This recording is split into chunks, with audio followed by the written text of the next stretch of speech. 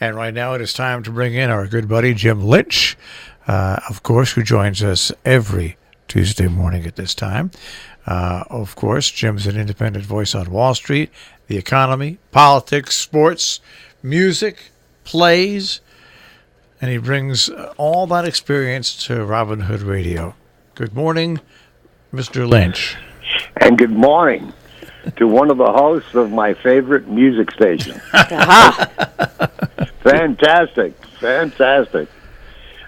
Anyhow, as the song goes, baby, it's cold out there, but, you know, that's life. Anyhow, folks, I guess we got to get right to it. Time to get real serious here. The president apparently is digging his heels in this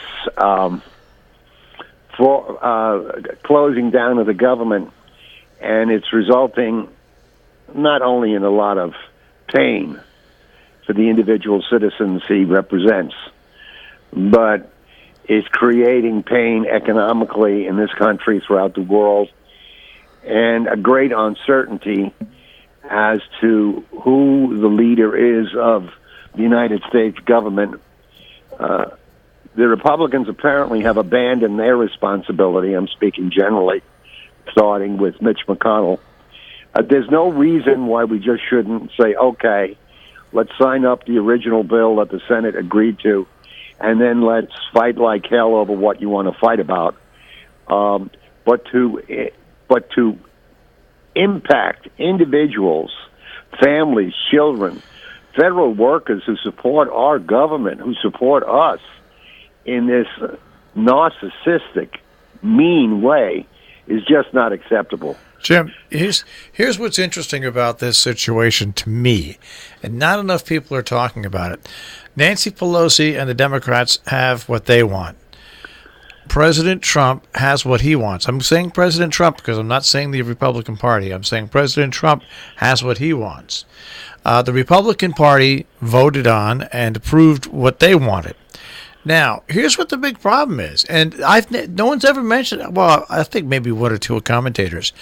Mitch McConnell is doing something that I consider totally illegal, absolutely illegal, because he's not allowing anything to come to the floor on this unless it's approved by the president in advance. Not enough people are talking about that. That is such an obstructionist thing to do, and it tries to take the Republican Party off the hook. But take a look. I've looked through the way that laws are made in this country, and nowhere does it say that there can be a prevention of things being brought to the floor until a president approves it. That's absolutely crazy, and not enough people are talking about that. Well, before you go any further, I'd just like to say that at least you're talking about trying to make a law. Yeah. No, because unfortunately, in much commentating, I just really feel compelled to throw this out here. Forget that this is supposed to be lawmaking, not, showing off on TV. So really what is preventing the president and Nancy Pelosi from getting together is the fact that if you can present something to be voted on, at least you have an idea where each party stands, and then you can move forward and negotiate. But Jim, by him doing this, I'm surprised there's not more people standing up and saying that, hey, this has got to stop. Well, you're absolutely right. What we have here is a denial of the rights of the American people to be represented by a normal legislative process to take place. I think Barbara Boxer, a former senator of California, Senator Boxer, a great senator, said it well yesterday in an interview. We can fight all we want. We can have all the views we want. We can do everything we want. Let's legislate. We are here to legislate, not have a sideshow. Yeah. Now, McConnell, in fairness, the gal from Queens, who was on the Colbert show Bronx. last night, Bronx. Right. She and her colleagues, young colleagues, went to McConnell's office and went to 3 or 4 different places trying to find him. McConnell is absent without leave. Now, I don't know if he's suddenly grown senile. He's always been a bit of a mean. But, this is not the first time for McConnell. Remember when he said to Obama, to the American people, I'm not going to let you succeed as the president. Well, it's not, this is who this man is. It's He's not a only very mean person. That's what I'm trying to point out here. He said that at first, and then there was stagnated legislation for years, and then the Merrick Garland thing. We're not going to allow a vote on it until this is the American people. I don't care whether you're Republican, Democrat. If Barack Obama and a Democrat, if Nancy Pelosi would have stood up there and said to Republicans, I'm not going to allow a vote on this, there would have been nuclear explosions all over this country. What Mitch McConnell has done over the past 5 to 6 years is unthinkable, and yet it goes and people accept it as standard procedure. The Congress of the United States you're allowed to move forward on votes and present things. I'm not going to say they have to pass, but it's your right to present things and have them heard. And now this is the 3rd time in 5 years he's taking something major and doing it with it. Now, this will go nowhere, but maybe somebody should, on the Senate floor or certainly on the House floor, raise the possibility of Mitch McConnell being denied his salary because he's not doing his job. His job is to represent the American people, not some mean-spirited feeling he has in terms of his need to have power. What's significant here is this is about all of us people. It's not, as you said, Marshall, about the politics of it. This government, Mitch McConnell, is hurting individual people. How many times do you have to see couples who work for the government who are going to food banks, who are selling stuff? And these things have happened. These things have been shown enough that enough people have been cited. It's not an anomaly. It's happening. Many of these government people make $40,000 a year. This is not a lot of money in the American economy. So I don't know how this ends, but I'll tell you right now where I am. And there's a fellow named Henley, I think, I forget his name, did a great article. He had been on NPR and a number of those types of stations.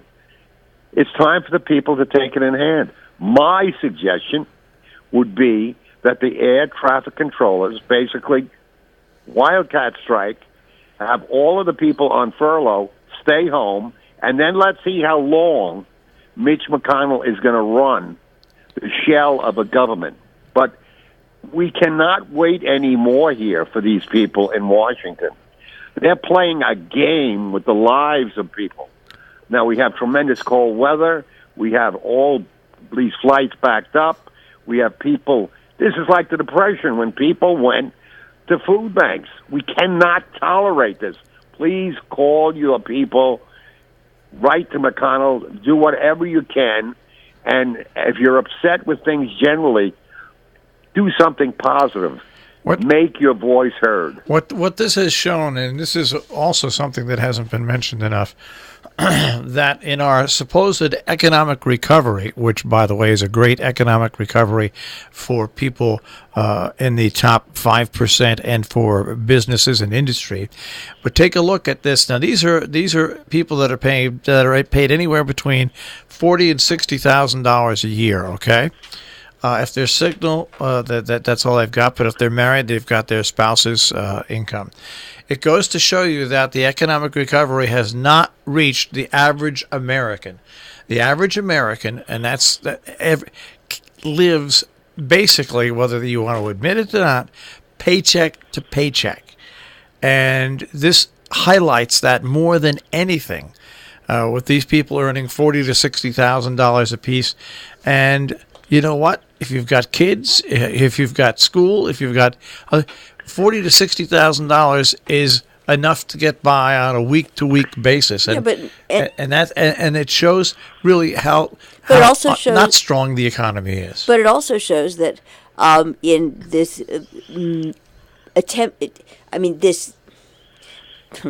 this consumption-oriented environment where nobody saves.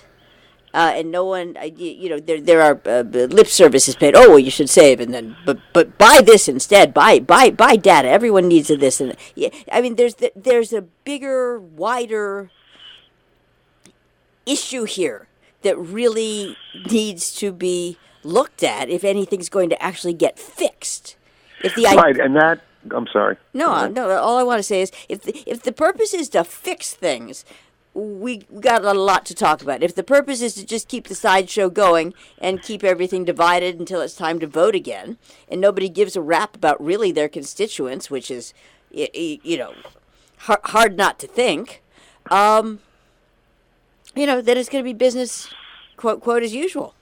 So we have an incredible lack of equality in terms of wages, in terms of the rights of citizens. It's nice to have a lot of money up to a point. If society begins to break down, that money, and of course it can possibly buy you some protection, but it cannot take away from the quality of life, which is inhibited by enough people being disgruntled, not making enough money, not being able to take care of their health needs. This is very crucial for us at this time in our economy.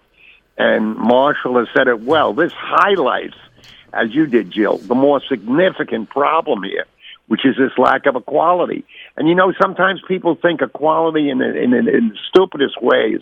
Oh, well, he has his, and why should you have yours? It's not that at all. We live as a society.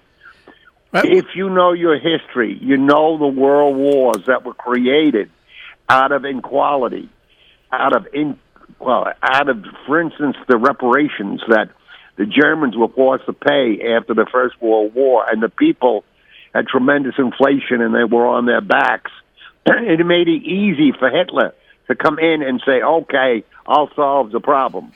Trump has the same kind of appeal when he went to his base, who were having economic problems even before this tax decrease for the rich and a maintenance of about the same levels for the regular person. I continue to have arguments. I have arguments. My brother is now retired, but he was in big pharmaceutical. He was vice president of a major pharmaceutical company. And I love him to death, but here's the argument that is always given. Well, it's socialism to take money from the rich that they've earned, and then take that money from them and redistribute it to other people. And my argument is, okay, let's take ourselves back about 30 or 35, 40 years, and take a look that what basically has happened is wealthy people have taken money off the table from people who are normal, not poor people, from the middle class. The wealthy people have taken that money, and it's no longer available to go to the middle class. So it's time to even those things back out. And it's not socialism. It's just correct. I mean, for how many years have wealthy people been gaining advantage? And you look at what Bernie Sanders said, and people didn't believe it in the beginning, the upper 1%. Well, that's what's happened. They've taken all that money that was on the table that was shared by wealthy people and by middle class people, unfortunately not by poor people, but it was shared. That pool of money that was out there is now gone and rests solely with people who make a lot of money. That's what the problem is. And I would just like to use this as a segue, Jim, talk about Jack Bogle for a second. Yes, I was going to talk about Jack towards the end of the program, but I think it's propitious now. Jack Bogle created the Vanguard funds. It was a group of funds that basically worked for very little in terms of managing people's money. It opened up a very, very profitable way for the smaller investor to get invested without any large commission. Bogle was also a great man in representing value to people. Invest for the long term. Don't take a lot of risk. Diversify. He preached these things to people constantly, and his funds prospered dramatically. He's a great, great person for the little guy. He didn't finish his life making billions, as many have, who've been as successful as he was in the investment field. But he finished, I'm certain, with great, great satisfaction of the wonderful job he did for the average person, the average investor. And in the process, he helped people channel money into the market so it might be rechanneled into the economy. So hats off to Jack. He passed away at 89. He really lived a long, long life. He didn't give up. And most importantly, he's representative of a great, great American. You can read his story in detail in the Times, I think, a couple of days ago. It's a wonderful article. It's a wonderful article not just about him, but about the industry, about the things he created, which are very, very positive for individuals. And as you read that, remember, he tells you, use your head. Value, value, value. Forget the naysayers and forget those who are out there pumping things up. Even keel. Hats off, Jack, to you and to all your family. And there was a Reuters interview in 2012, and the apropos the philanthropy thing, and he was asked, where do you like to give back? And his answer was, I tend to give to those who have helped me along the road of life. Blair Academy, Princeton University, our church, and several hospitals that got me here in one piece. If you know about him, you know he had heart issues for much of his life. On the community side, I've always been a big supporter of United Way.